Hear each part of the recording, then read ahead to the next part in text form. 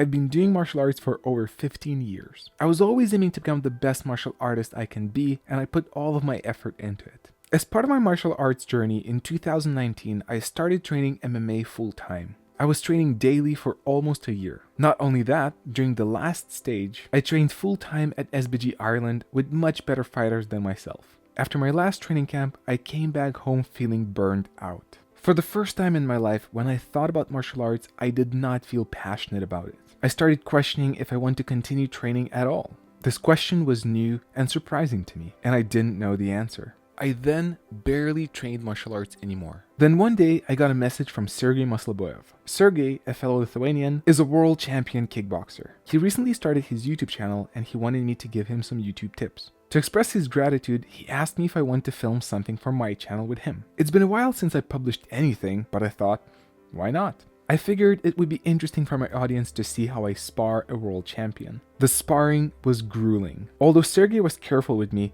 I was nowhere near his level. I got destroyed, but then something happened. After training, he gave me some tips, and I really liked what he had to say. At that moment, I noticed something in myself that I haven't felt for a while. I felt a hunger to learn more. We then struck a bargain. Sergey agreed to train me, while I agreed to teach him YouTube. Yet I still wasn't sure if the sense of passion that I rediscovered will last. So I decided to train for a month and to see if this hunger will remain. I also didn't know what other challenges were still ahead of me. First of all, the training was happening at 8 a.m. I am a night owl and I hate mornings. After going through an intensive MMA training camp where I had to wake up for 6 a.m. training every day, I said to myself that I will never again train in the mornings. And here I was, faced with a decision if I will do it again. Yet another part of my philosophy is to challenge myself by constantly going out of my comfort zone. I wasn't happy, but I also needed to challenge myself. So I decided to commit. The first morning came up. I rolled out of my bed hating my life. As I sat down in the car, I had another surprise ahead of me. It turned out to be the snowiest day of the year. These are supposed to be 3 lanes. Pretty much impossible to tell where is even one lane. That would have been the perfect excuse to not go to training. But my hunger and commitment was stronger than an excuse. I said I will go, and I did. Whenever I go to a new location to train with people I don't know in a system or structure that I don't know, I still feel somewhat intimidated, but much less so than when I went to train at SBG Ireland, training with world-level professional guys for a few months every day. That definitely made me feel more comfortable with not only taking a punch, but also facing the unknown. But still, there's some intimidation and anxiety for sure, but we'll get through it.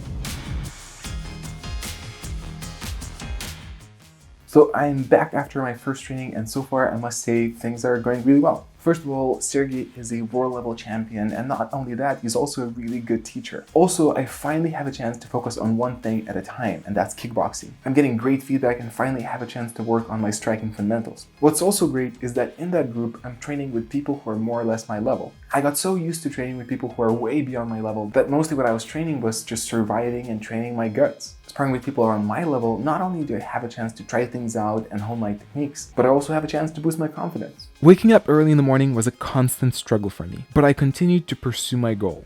I really hate mornings, but sometimes you gotta do what you gotta do. Over time, I started to feel not only external, but also internal improvement. Unlike in my full-time training where I was training every day, here I had at least a day to recover, which felt great and much more enjoyable. I wasn't pushing myself to my utmost limits, but I still felt constant improvement. While training in the morning was not easy, I slowly got used to it. In the morning, going to training, I would feel sleepy, but then after training, I would come back energized. Without even noticing, a whole month passed. I then stopped to think of everything that happened over this last month. I started off with no more passion for martial arts, but then even though I felt reluctant to try martial arts again, I did. I didn't give in to my inner voice which wanted to give up, and I acted despite of it. Now I realize that if I would have given up, I wouldn't have met new, amazing people. I wouldn't have woken up early to witness some beautiful sunrises. I wouldn't have had pumped up, full of excitement drives back home after training. I was training martial arts for over 15 years and felt burnt out. I was constantly pushing myself to my utmost limits. I now realized that I was missing something. In the long run, I forgot to enjoy the process and everything that comes with it. I also learned that even if you're not sure if you're up for something, sometimes you just got to push yourself and do it nonetheless, because you never know where you may rediscover your passion again. And so, I want to make it official. I am back in martial arts. If you want to learn what I discovered by training with some of the toughest MMA fighters out there, click on this video right here. Thank you for watching, and I wish you to own your journey.